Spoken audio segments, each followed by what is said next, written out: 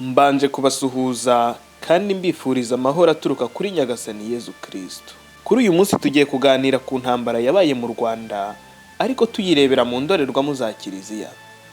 Turareba uburyo Paul Kagame n'ingabo yari ayoboye za APR cyangwa FPR bagize ubwoba bw'igitutu cya Kiliziya kubera ubwicanyi bakoraga, bagahitamo kwica abasenyeri bose bari bakomeye icyo gihe, bakabicira icyarimwe ahitwa Gakurazo muri diyosezi ya Kabgayi ku itariki ya 5 Kamena 1994. Ubu hashize imyaka 26 ibyo bibaye. Turanavuga kandi ukundi musenyeri wari usigaye asaba ko bakoze ubwo bwicanyi bahanwa, nawe yaje kwicwa arozwe. Abo bose uko iminsi yagiye isimburana bagiye basimbuzwa, ariko ababasimbuye bahisemo kuba igikoresho cy'ubutegetsi buriho mu Rwanda.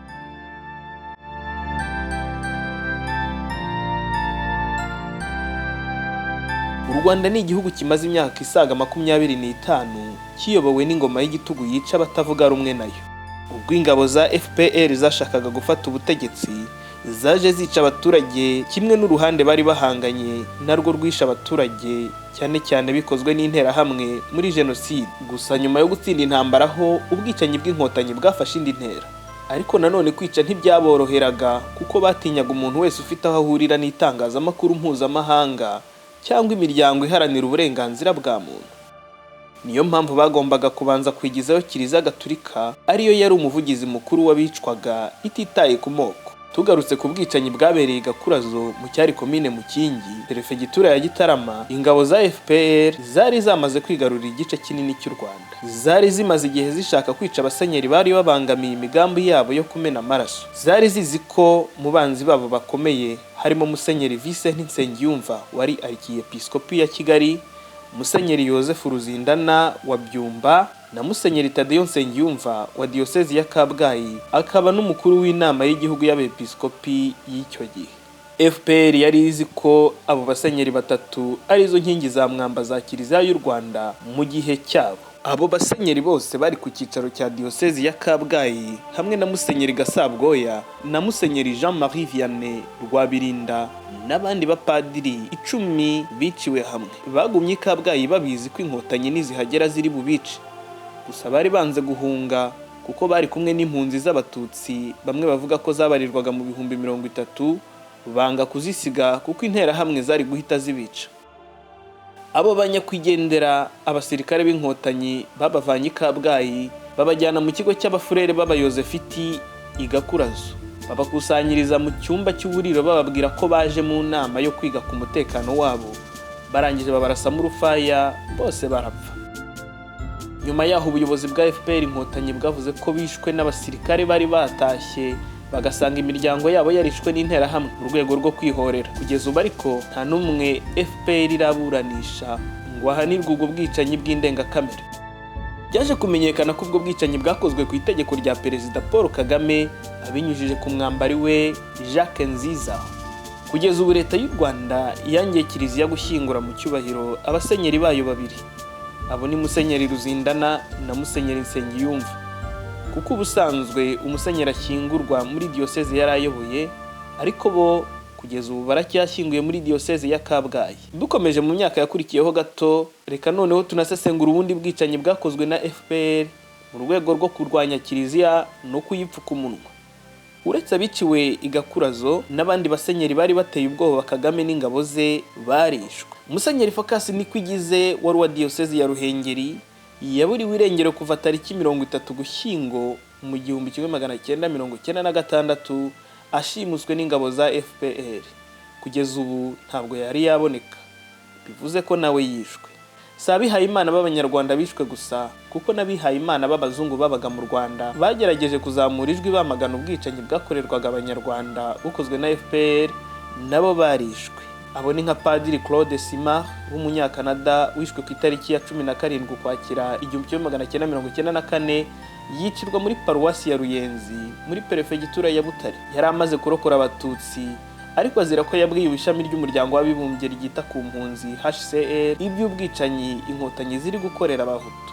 Abapadiri b'abazungu b'abanya Espagne 9 biciwe mu duce dutandukanye tw'u Rwanda nk'ibyumba muri Mata 1994, Kumugina mu mwaka wa 2000, Inyamiragwe muri Repubulika Iharanira Demokarasi ya Kongo mu 1996 no mu Ruhengeri mu 1997. Padiri Guy Pinard w'umunyakanada yishwe mu 1997 muri paruwasi ya Kampanga muri Ruhengeri.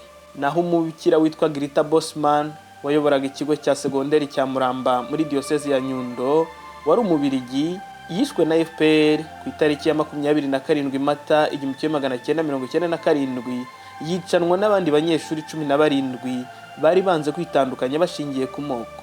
Ingabo za FPR zateye ikigo cya Muramba zabasabye ko abahutu bajya ukwabo n'abatutsi kwabo kugira ngo zibone uko zica abahutu gusa. Abo bana bari baratojwe umuco wo kubaha Imana, banga kwitandukanya, bahorwa Imana gutyo.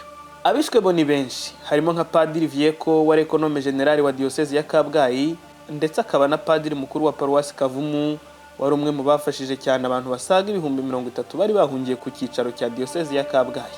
Muri aka kanya noneho reka dusesengure n'urupfu rwa Musenyeri Augustin Misago, narwo bivuga ko rufite aho ruhuriye n'ingoma y'igitugu ya FPR.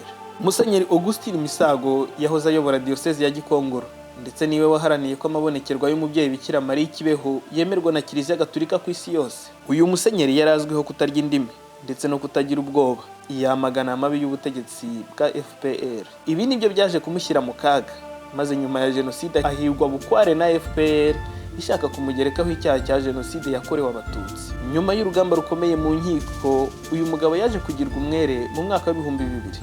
Nyakwigendera Misago yakomeje gutotezwa kugeza mu mwaka wa 2012 ubwo yapfuye mu buryo butavugwaho rumwe kugeza ubu, kuko Kiliziya y'u Rwanda n'ubutegetsi bw'i Kigali bwemeza ko yazize indwara y'umutima, ariko hakaba n'abemeza ko yarozwe, kuko ku munsi w'urupfu rwe yari yabyutse ari muzima ndetse amaze gusoma misa.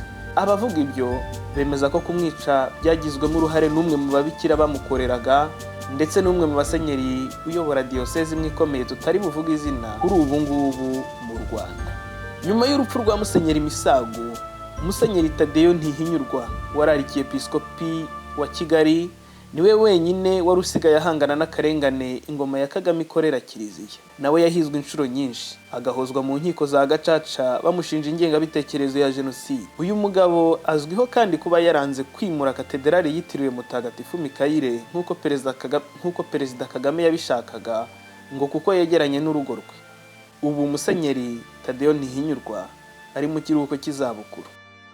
Twakwibutsa kandi ko hari n'abandi bapadiri benshi bagerageje kurengera abakristo bicwaga bakabizira bashaka kubica nabo, ariko ku bw'amahirwe bagashobora guhunga u Rwanda, ubu bakaba batuye ku mugabane w'Uburayi ndetse na Amerika.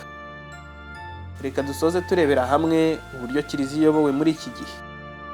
Kuri ubu abasenyeri bayoboye diocese za Kiliziya zo mu Rwanda benshi bavugwaho gukorana na FPR mu ibanga. Tuzabagezaho abari bo nuko bakorana mu minsi iri imbere. Naho abandi basigaye nabo babonye guceceka ari cyo gisubizo cyabaha amahoro. Gusa nanone biragayitse kubona umuntu wasezeranye gukorera Yezu Kristu ari gukorera umunyagitugu, akemera ko intambara agiye zicurwa agashinyaguro.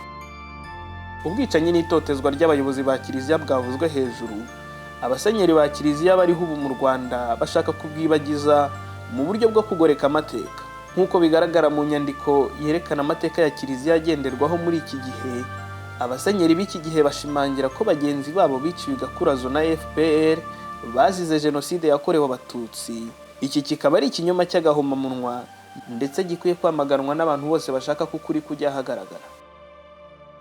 Icyizere abakristo b'u Rwanda basigaranye kiri muri Yezu na Mariya bonyine, kuko basezeranye ko batazatererana Kiliziya mu magorwa, kandi nk'uko Yezu yabivuze ngo n'imbaraga z'ikuzimu ntizizayibasha. Umukristo w'umunyarwanda aho ari hose arasabwa gusenga ubutaretsa ngo ibi bihe by'amakuba Kiliziya irimo bisozwe, kandi igihugu cyacu kigaruke mu mahoro, aho umuntu aticwa azira kuvuga ukuri.